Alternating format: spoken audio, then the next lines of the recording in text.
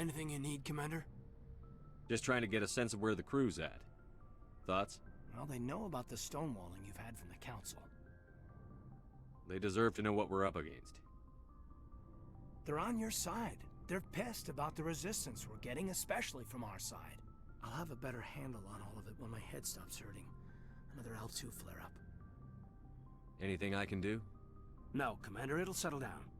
It's rough sometimes, but they spike higher than a lot of L3s. Except for you, of course. Besides, I fared a lot better than some after Kinetics was through. I haven't heard anything about Kinetics in a while. Yeah, they quietly disappeared. Broke up into a bunch of little corps after they botched the training on Jump Zero. After first contact, Kinetics was set up to track Element Zero exposures and develop implants for humans.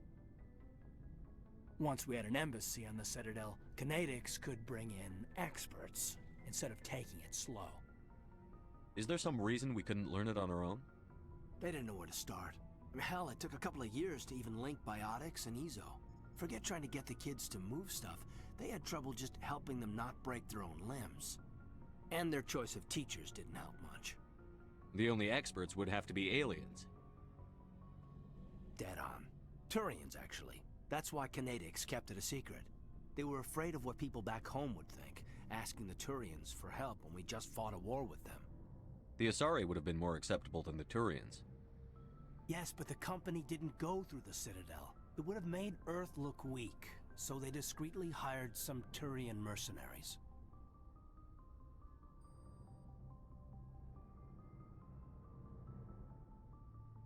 I'm sure Kinetics did what they thought was best. It wasn't best for us. They brought in an ex-military Turian named Commander Vernus. A real hard-ass. He basically had a free pass to break us if it would turn out a decent biotic. Kind of spiraled from there, Commander. Did he ever face charges for that? He got his, yeah. But like everything else at Jump Zero, it was under the table. The less said, the better. Anyway, this is ancient stuff. I walked it off a long time ago. I should get back to my duties, Commander. We're here to make history, not rehash it. We'll talk another time, Lieutenant. Commander?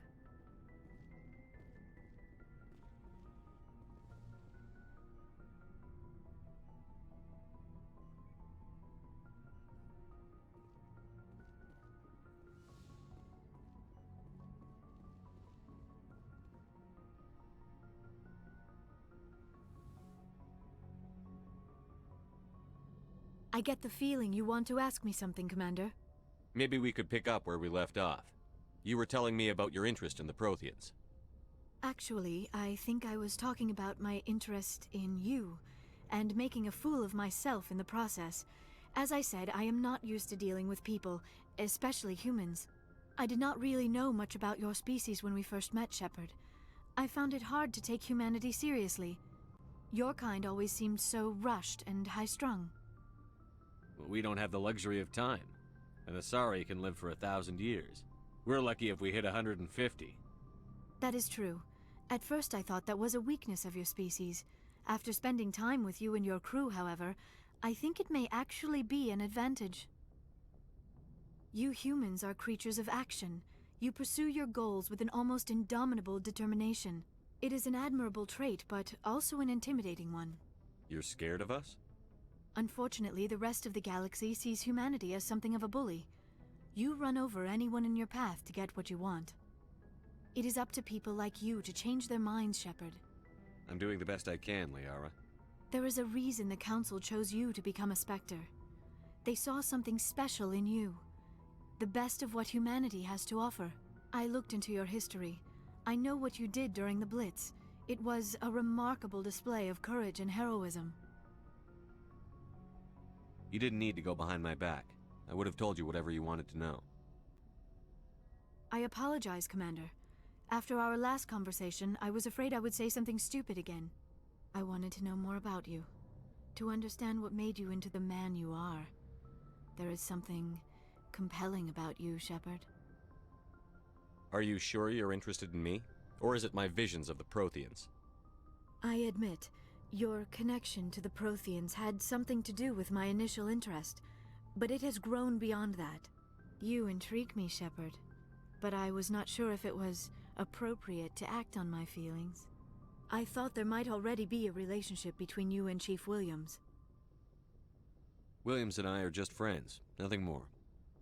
My mistake, then. I am not as adept at understanding human relationships as I thought. But what about us, Shepard? Is there a mutual attraction, or was I wrong about that too? No, you were right. There is something between us. I knew it, and I knew you felt it too. But does this not seem rather strange? Why do I feel so close to you? We have only known each other a short time. We are from two different species. We have almost nothing in common.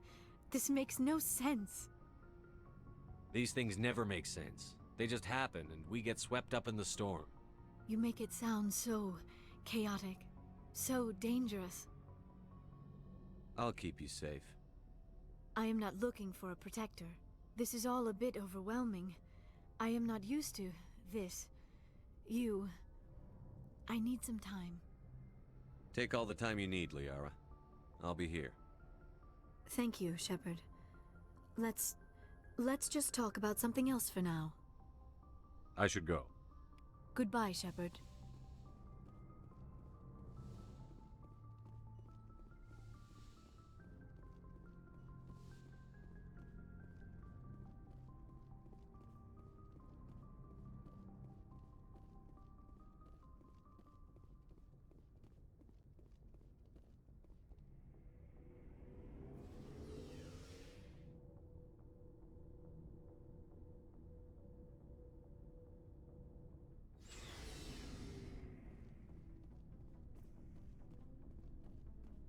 What do you want, Shepard? Why did you become a mercenary? Lots of reasons. Such as? Such as, I needed to get out of our system. I needed to eat. I needed to survive. Why not stay and help your people? I tried to help.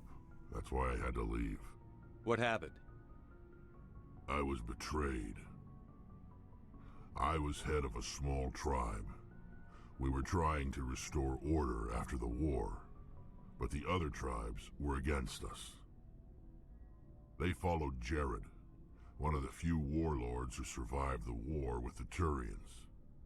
But he was old, and so were his ideas. He wanted to continue the war. He wanted us to fight. Turians, Solarians, each other. It didn't matter who, as long as we were fighting. What did you want? I just wanted Jared to shut up, to stop his ranting. I wanted him to stop leading the tribes astray. But he couldn't understand how much things had changed. We didn't have the numbers to go to war. Even if we did, the genophage made sure we couldn't replenish our numbers fast enough.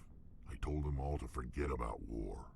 We needed to focus on breeding, at least for one generation. And for a while, we were getting through. Some of the tribes started coming around. I take it the warlord didn't appreciate that. No, he didn't. He arranged a crush with the tribes, a meeting on neutral ground. He wanted to talk. We met at the Hollows, near the graves of our ancestors.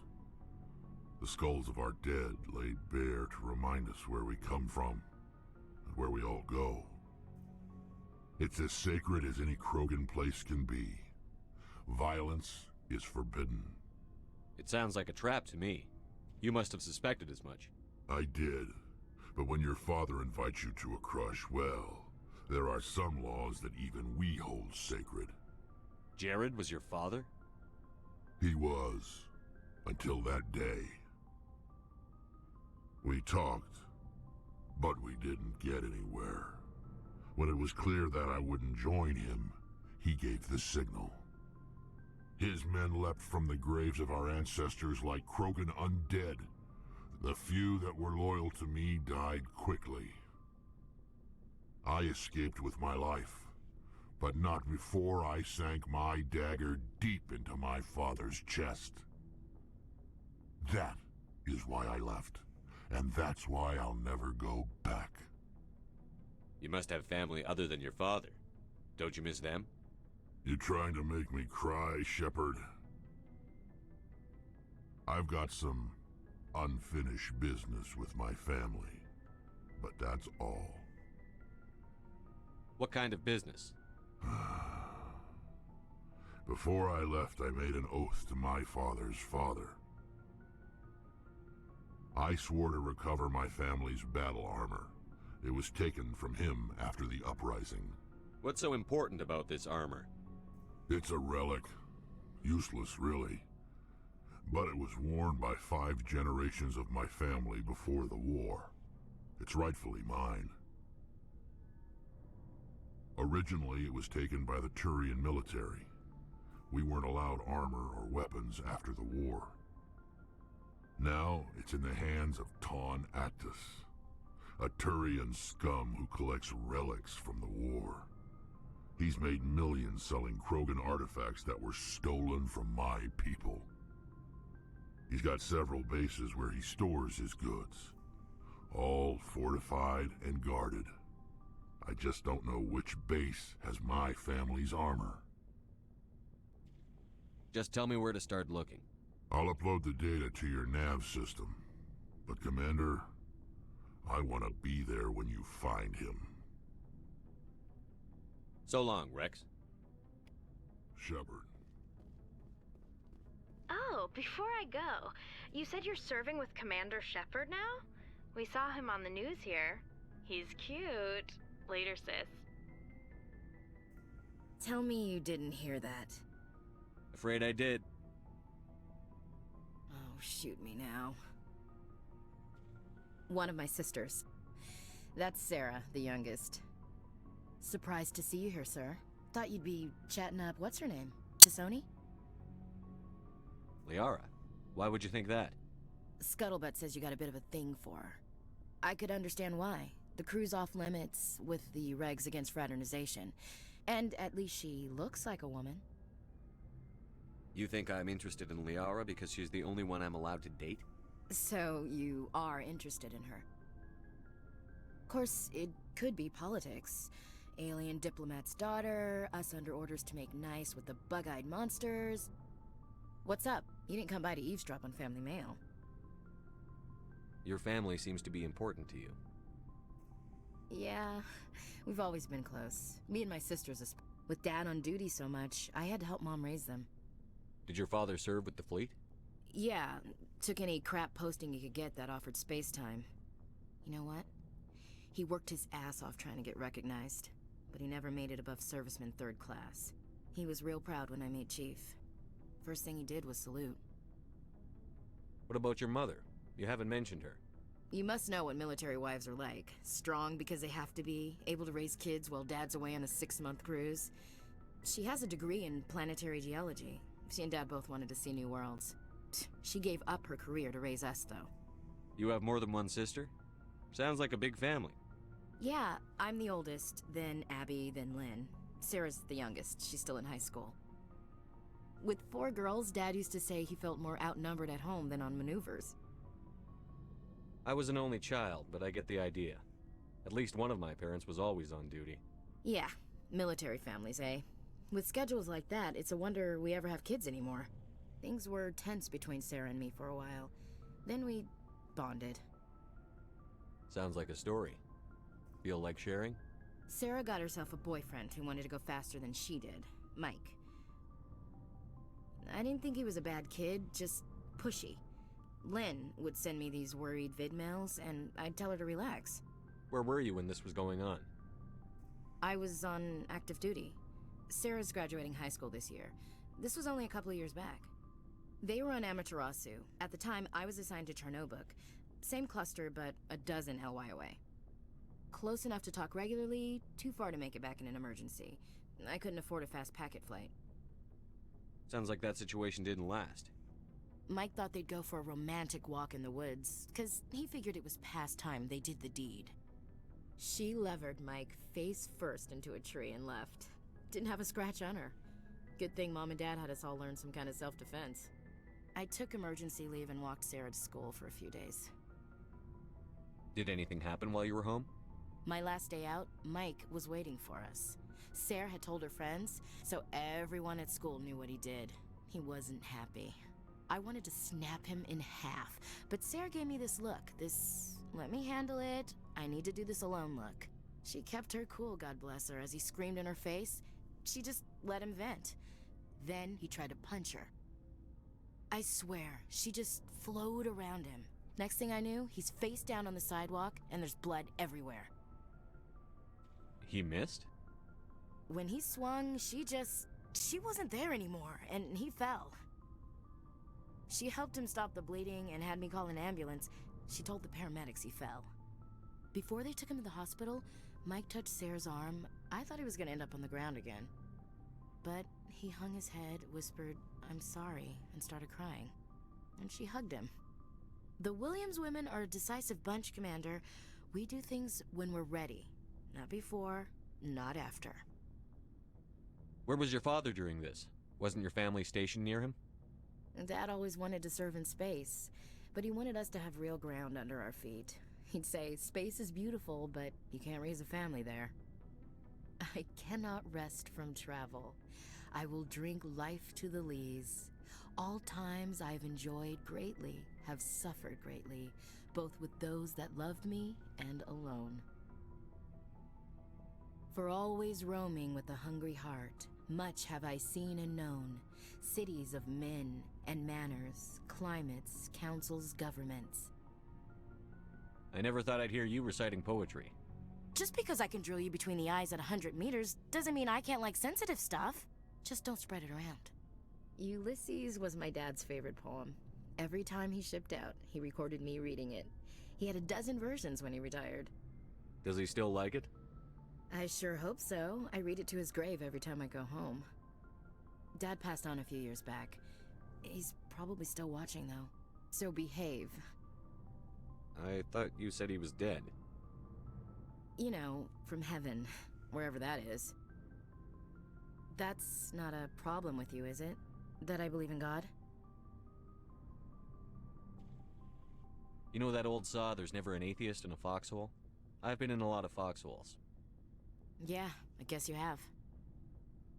I've met a few people who were really weirded out by my faith. Because I work in space, I can't believe in a higher power? Jeez.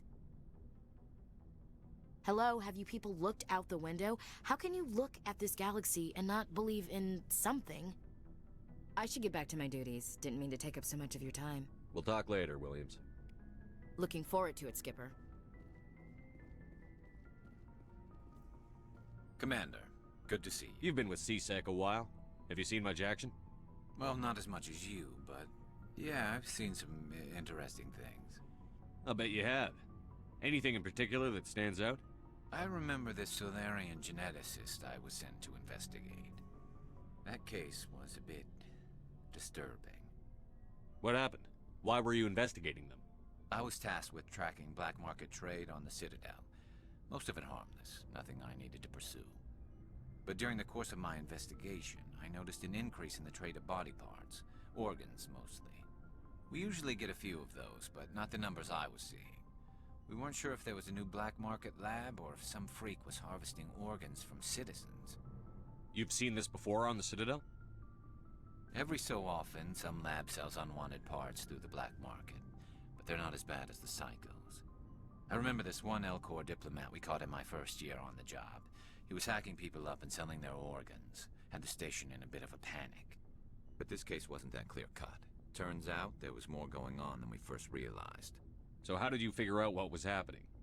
First, we got a hold of a sample and ran DNA tests. The weird thing was, the match led us to a Turian who was still alive and was very convinced he'd never lost his liver. After a bit of digging, I discovered this Turian worked briefly for Dr. Salion, the geneticist.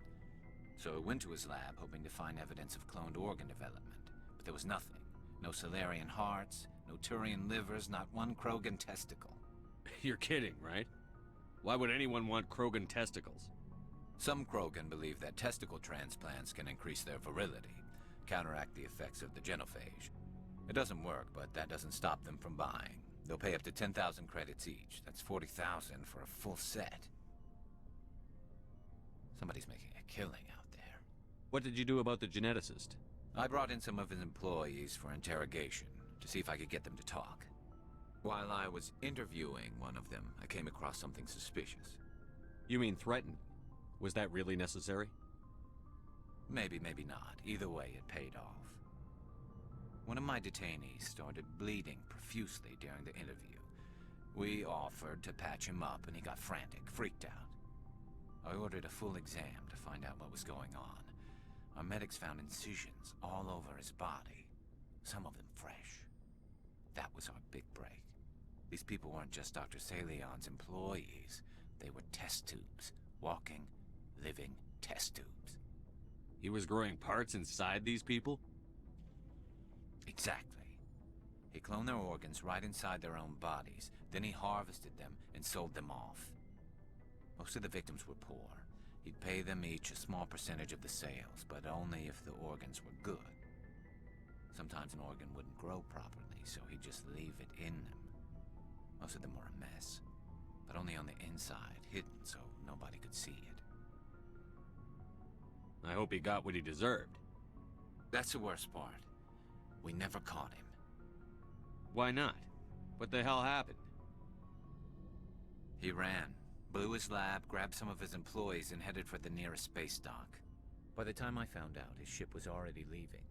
He threatened to kill his hostages if we tried to stop him. But you went after him anyway, right? I ordered Citadel Defense to shoot him down, but CSEC headquarters countermanded my order. They were worried about the hostages, worried about civilian casualties if the ship was destroyed so close to the Citadel. I told them those hostages were dead anyway. He just used them to make more organs, but they wouldn't listen. Well, you can't get them all. No, but letting him get away like that. All they had to do was disable that ship, stop him from running. Maybe the hostages die, maybe they don't, but at least we stopped the bastard responsible for it all. I suppose I can see both sides. But what's done is done. I suppose. Can't waste too much time worrying about it now. Just wish I could have stopped him. That's all. Do you have any idea what happened to Dr. Salion? I sent out feelers from time to time, hoping to find something. I thought I'd found him a while back. He changed ships and changed his name to Dr. Hart, his idea of a joke, I guess. I told the military, but they weren't convinced it was him. I got the transponder frequency for his new ship, but I just can't get anyone to check it out. I'll check out the coordinates when I get a chance. I was hoping you'd say that. But Commander, take me with you when you go. If it's Salion, I want to be there when you find him.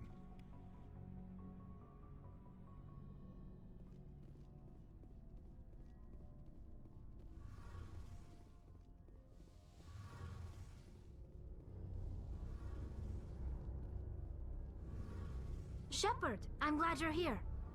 Good to see you smiling again, so to speak. I'm sleeping much better now. I guess I'm getting used to how quiet your ship is. I still think a lot about my pilgrimage, though. I know Theron's our top priority, but with all the worlds we go to, I was hoping to find something to bring back to the flotilla. We've still got a long way to go. You'll find something to take back. Yes, but it cannot just be some derelict ship my people can use for salvage. It has to be more than that. There's a lot expected of me. What's so special about you? It's my father. He's the senior member of the Admiralty Board. He's one of only 5 people who can overrule the decisions of the Conclave for the good of the migrant fleet. My father is responsible for the lives of 17 million people. Our entire race is in his hands, and I'm his only child. So are you some kind of heir to the Quarian throne or something? No, it doesn't work that way. My father's position isn't hereditary. I'll probably never serve on the Admiralty Board myself. Officially, I'm just the same as any other citizen. But it doesn't work that way in practice. People have always treated me differently because of who my father is. You must get all kinds of special privileges. I probably had it easier than most growing up, but it's not all good. People like my father have enemies, and they're not above using me to get to him. It must be tough on you. My people place a high value on family and ancestry. There's an unspoken expectation that I'll live up to my father's example. Everyone's waiting for me to do something great on my pilgrimage, something that will forever change our lives for the better. If I don't, it's like I failed, and that reflects badly on both me and my father. The work you're doing here is more important than anything any Quarian has ever done before. Yes, I know. But you have to understand Quarian culture. We're a very insular society. The events beyond the flotilla don't much matter to the average citizen. Our greatest dream is that one day we'll return to our homeworld and drive out the Geth. But even if we stop Saren, that's not going to happen. There's still millions of Geth behind the veil. Until they're gone, our exile will continue. What would you need to bring back to make everyone happy? Something that would help us better understand the Geth. They've changed significantly since the exile. They've continued to evolve. We've done our best to study them, but it's not easy. They're very reclusive. Until recently, they never went beyond the borders of the Veil. And all the Geth we run into now are under Saren's control. We'd need to find Geth operating on their own, independently. But I don't want this to get in the way of our mission, Shepard. First, we stop Saren. Then I'll worry about my own problems. What was your father like? It wasn't easy growing up as the daughter of one of the Admiralty. Even before he joined the board, he was a prominent figure. People looked to him for leadership. He had to set an example, and he expected the same of his daughter. Plus, he was pretty strict, a military man through and through. He never allowed me to settle for anything less than excellence. As a kid, I sometimes felt like he was pushing me too hard. But now I'm old enough to appreciate what he taught me. The world doesn't owe us anything. If we want something in life, we have to earn it. Where was your mother in all this? Mother was around, but she always seemed to kind of blend into the background. Almost like she was overshadowed by my father. He tends to do that to people. She passed on about 5 years ago. Some airborne virus that swept through the fleet. Happens sometimes when the filters start to break down. I think my father took it pretty hard. After she was gone, he became even more focused on his work. I think that was his way of dealing with the grief. Sounds like a tough upbringing. You don't resent your father at all? Like I said, it wasn't easy. My father's not the kind of person you bond with. And he wasn't around all that much. Too busy. People counted on him, and he took his duties seriously. Even when he was around, he always seemed a bit distant. Like his mind was always somewhere else. Come to think of it, I can't ever remember seeing him smile. Not once. It's like he was always weighed down by all that responsibility. I mean, I know he cares about me, but he never really showed it, not in the usual way. I guess the best thing I can say about my father is that I respect him. I want to talk about something else. Like what? I should go. See you later.